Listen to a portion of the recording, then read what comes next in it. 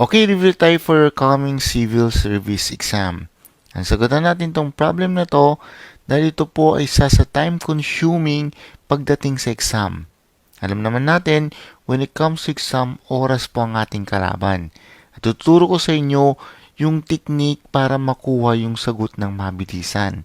Okay, ito daw po yung lumabas nung nakarang exam or may kahalintulad na ganitong problem. So, number 1, the nurse, the architect, and the farmer are neighbors. Each of them owns a house among the three blue, yellow, green houses, and car among three pink, white, black cars. The nurse owns the yellow house, and the architect owns the white car. The green house and the black car is not owned by the farmer. What is the color of the car and the house of the farmer? Okay, wag po kayong ma-overwhelm pag ganitong mga problem. Ang technique dito, mag-focus po kayo doon sa question.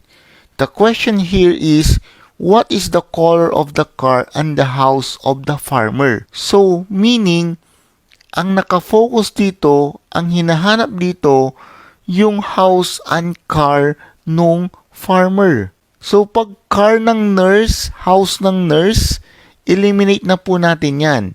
Pag house ng architect at car ng architect, eliminate na po natin yan. Kasi hinahanap, farmer lang. Ganon yung technique para mas mabilis.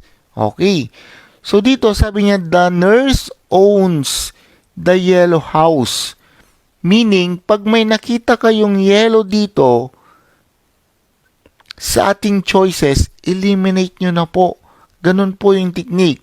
So, dito, may yellow house, eliminate na po natin yung A. Same dito sa letter D. White car and yellow house, eliminate na po natin yan. Kasi kay nurse po iyan. Next, sabi niya, the architect owns the white car.